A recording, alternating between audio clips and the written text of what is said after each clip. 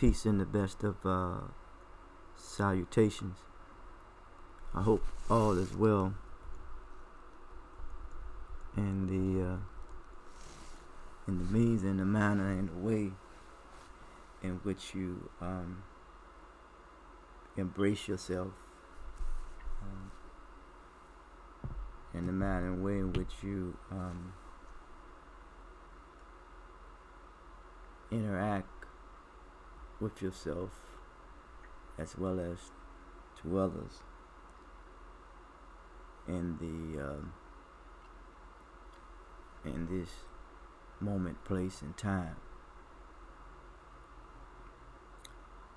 When I think of time, I think of it in a numerical sense, according to the English alphabet system. For example, 1 would be A, and 2 would be B, and C would be 3. When you look at the English alphabet system, it says that there's 3 structures. There is a straight line, curve, straight line, and curve. Yes, all the alphabets follow that pattern. Yes. So what does that mean,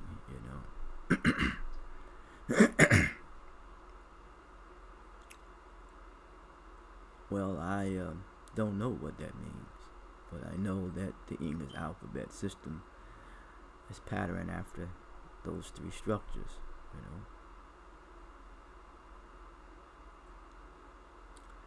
And if I encode and decode time, the sum total of that, according to the English alphabet system, which is 26, and the last letter that was added to the English alphabets was J, and I believe that was done between either the 1500s or 1600s. The last letter was J, not Z. So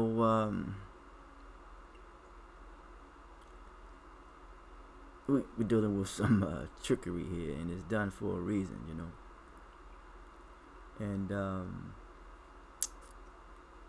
and for a purpose,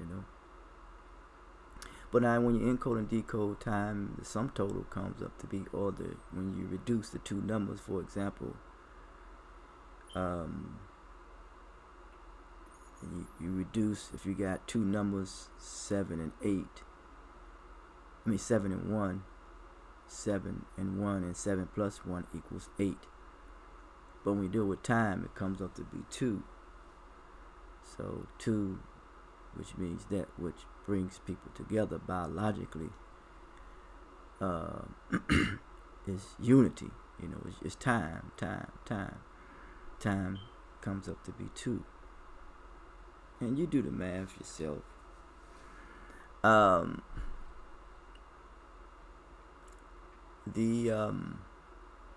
There's energies and elements, just coming together. I mean, when one's mother and father came together at the right time, bam, something occurred and something happened. Evolutionary process of things. Yes. I was thinking about this 666. The brother was talking about this Islamic brother. I cannot equate myself to and compare myself to his understanding of it, nor anyone else's understanding of it. I know protons, neutrons, and electrons, but the number of it, the total number of it, 666, is 18, and 1 and 8 equals 9, and 9 represents the energy of humanitarianism. Under the cipher of the Kabbalists, or alpha, beta calculus, apleology, associated with the Hebrew alphabet systems, 22, then the vowels added by way of the English alphabet system. The numbers, numbers. People have a play on numbers, Yes. Yes, they play on numbers. So, in the humanitarian manner or way, 9 deals with one's talents, like gifts, skills, abilities and resources, multi-talented, multi-faceted. But I was thinking about this 666, or the duplication of 333. Still dealing with numbers, And then there was a movie that was, I forgot what it's called, about someone was in prison, but he was talking about temptation. He said temptation is in restraint. It's how you restrain yourself, Temptation to restrain yourself. So in this society, of course, we're dealing with what we call sensationalism and a lot of negative stuff, Maybe we could deal with some temptation, and not only in the Bible, temptation of Jesus, and what people say, Lucifer, the bright morning star, bright, falls down to the earth. Who could be a comet or what have you. The colors change, and then some say, well, they build a house, the Kaaba.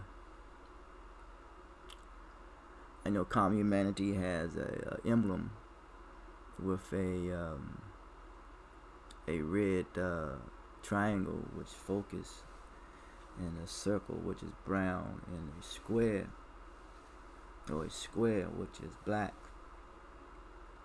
But the point of the circle is spinning, but it's connected to the square. So if anything, we need to be on a level. Need to square things off and square things up. And that means that we must learn to reconcile our differences and become a friend again to ourselves, and a friend again to this perfect creation of humanity.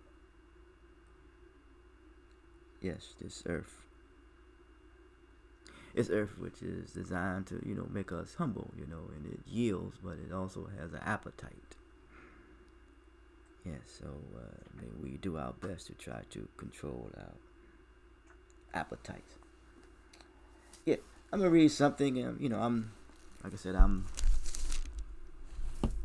just reading something that I'm familiar with, and that I just try to build a bridge, and the bridge that I try to build is associated with with temperance / temperament. Temperance was me, self-control, because circumstances makes us other than ourselves, and just try to become a master of circumstances. I think C.L. Lewis talks about, when we talk about self-mastery, we have to strengthen our restraint.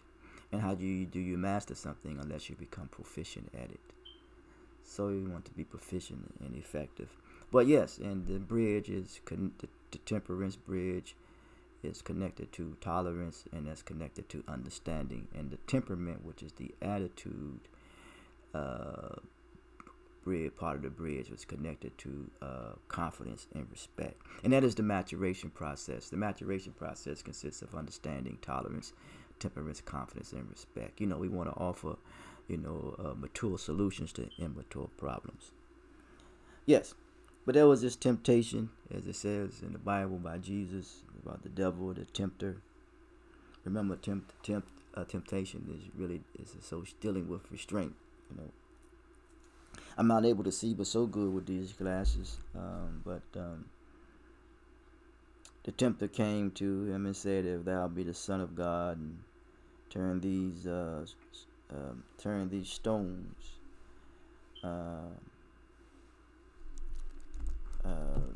these stones be made to bread. And he answered and said, Thou shalt not, it's written, thou shalt not live on bread alone, but every word that proceedeth out of the mouth of God,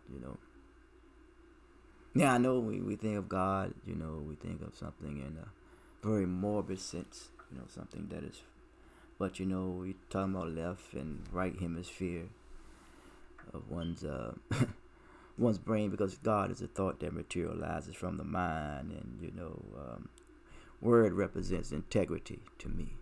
Integrity, that's your word.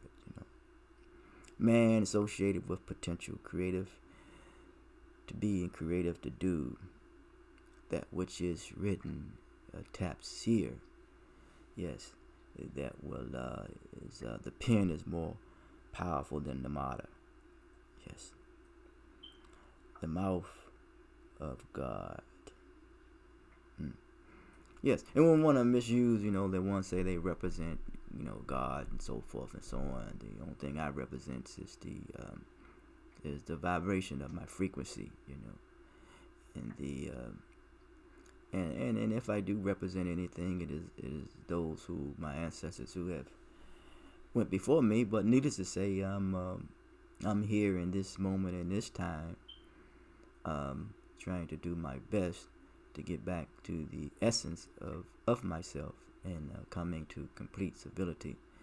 Once you know what you derive from, once you know where you come, once you awaken from that which you derive from, then you should be at peace. And the instructions in which I use is mathematics, and how do you calculate the come to understand the known, but you must first calculate. The unknown, but you must first calculate that which is known. And the guidance is, the reproduction of life, a new life, is comes from the old life. Then you deal with the old and the new. Then you deal with the old and the new testament, and meant to test, and the test is designed to see how you process of information, and that which cannot be unattested is oneness. Yes, and the test is designed to see how you process information. So we have a lot of information, but yet there is not much transformation. So yes, may we continue to process that which inform us, and that which inform us should transform us. Yes, that means transformative power. You realize that, energy or nothing really dies. All it does is just transform, takes on a new life, a new form, a new horizon, a new beginning. But then it says there is nothing new under the sun. Sun is associated with affection and the energy. That's why I realized that energy is also spirit. But that's why I realized that a truly educated person has a responsibility to teach people to have affection for discipline. And once we realize that we are all born with responsibility and with responsibilities, and that is to be accountable. Yes. So you see, this first temptation here is this was also shared with me by a brother by the name of Dr. Steele. But it was physical. He'll come at you physically. Sensationalism, physical. Physical attraction. And that's it's all about deceit, deception, disguise, lies. Steal, kill. The wrong type of education is killing one another. But and destroy. Yes, destroy the moral fabric of our of society, and social comparisons. When you take someone's life, as a premature life expectancy. So yes, physical. I realize that there's three types of fears: intellectual, emotional, and physical. Physical, emotional, and intellectual. Yes. Yeah. So what comes out of our mouth? We should not speak presumptuously. What we say we cannot take back. Yes. But we can ask for forgiveness. What we say and even what we do. Reconcile our differences to overcome animosity and distrust, to become a friend again to oneself, and to be benevolent to one another. There was a story about a brother that was in battle, and was straight out killing people, and someone spit on him, and he said, "Well, why didn't you spit on me?" He said, "Man, I don't have no personal animosity towards you. It's just that, man, you just don't believe, and what is this belief versus knowledge? But to believe in, man, that we need to be, not only kind, respectful, and generous to one another, but that which we want for our brothers or for ourselves, we want for our brothers, or vice versa. And that which we want, man, is to live in an environment of peace." So, assalamu alaikum. So yes, he taketh him up to a remember, this is physical, attraction, physical attraction. Is physical attraction is all right, and you see it, and then you once you get it, you want to protect it, but mental attractions are rare, when you grab hold to it, when you get it, grab hold to it, mental attraction. Then the devil taketh him up to the holy city, and sitteth him on the temple, and said unto him, "Thou be the Son of God, cast I know," said the Son of God, not as opposed to the Son of Man, but someone else deals with that. "Thyself, for it is written," again, written. "He has his angels charge and concerning thee, and thy hand shall bear thee and thee up, in least any time thou didst thy foot against the stone." He wanted them, he was getting to him psychologically, he wanted him to, to test,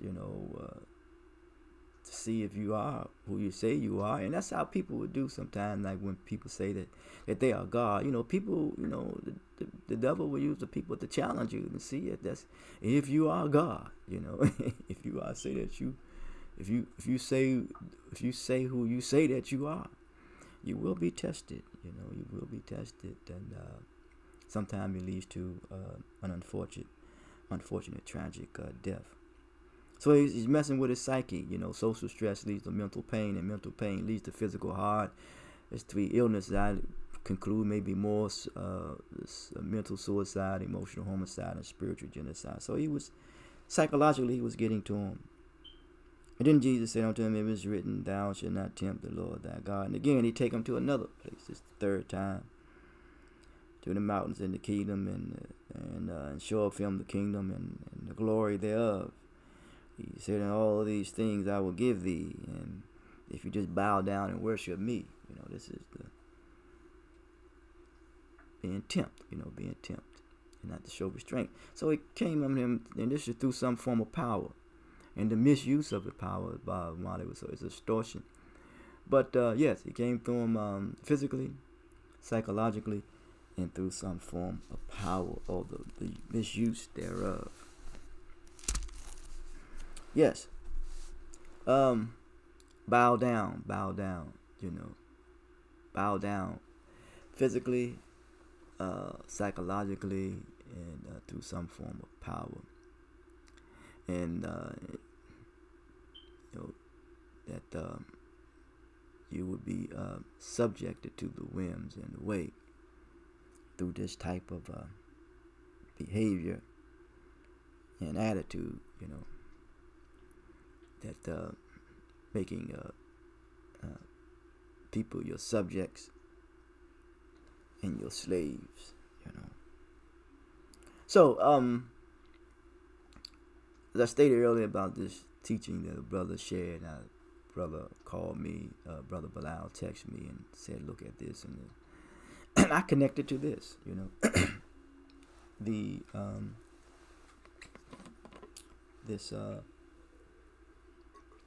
this understanding, if I may call it, because out of understanding comes consciousness. But yes, it's like in the times in which we live, and don't think that other people wasn't tested before, and don't think that we're not going to be tested. So yes, say I know, you do things, and it comes to your, your attitude, your body, and just the totality of your well-being, physically, emotionally, psychologically, spiritually, what have you. I'm not trying to use any term, because anything remains in natural state, natural form, is spiritual. So these make fair seeming good, very deceptive, very deceptive, deceitful,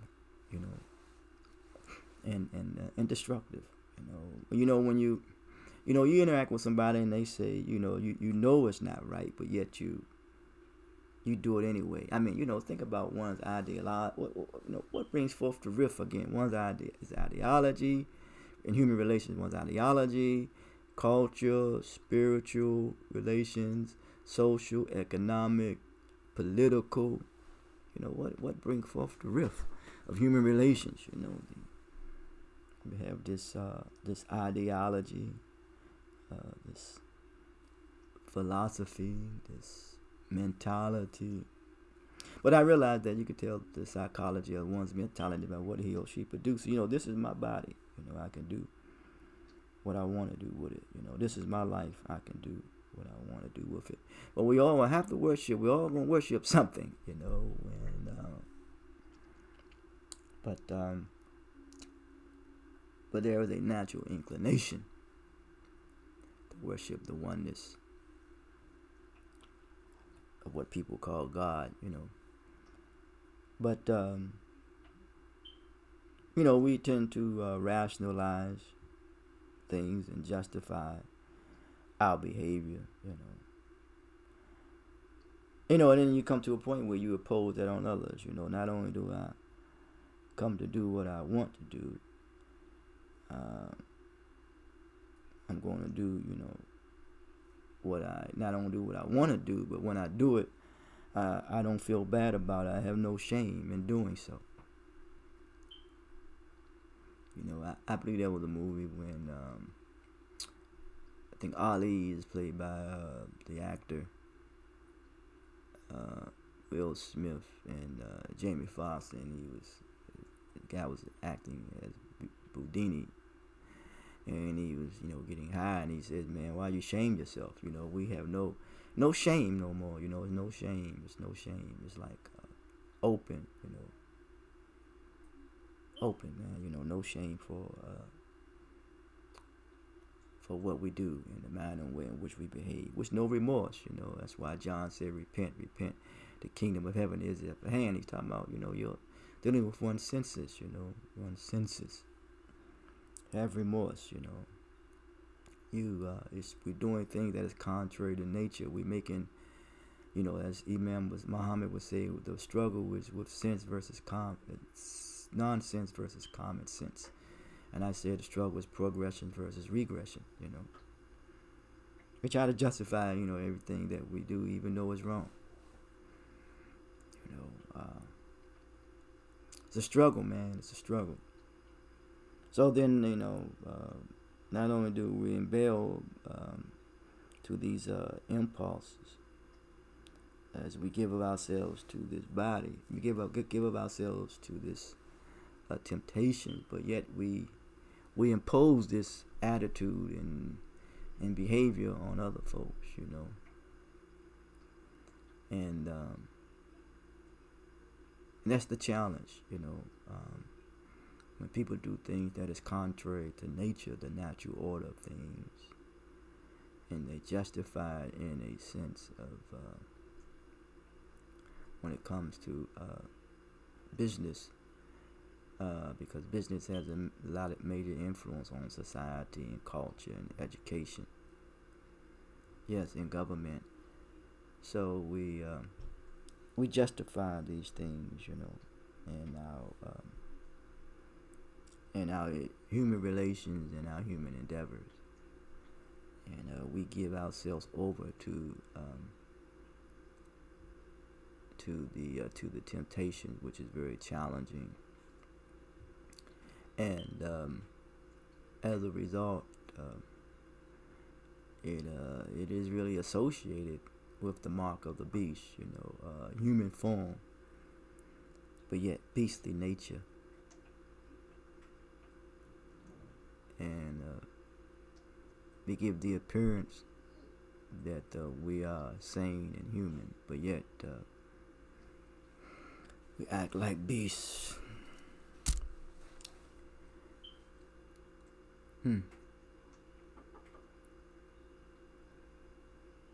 Maybe we need to take a serious look at George Orwell book again, The Animal Farm. Yes. Well, just expressing myself in this regards, and hoping that everyone is well, and my condolences goes out to those who have made their transition. And I realize through Kwame Ture, he said something about death does a disservice. And I realize that death can be unkind to us, yet graciously generous to the departed who has given much of themselves to this world. Death can be unkind to us, yet graciously generous to the departed who has given much of themselves to this world. And may we give of ourselves to the cause, because truth is the cause that affects the results of one's reality.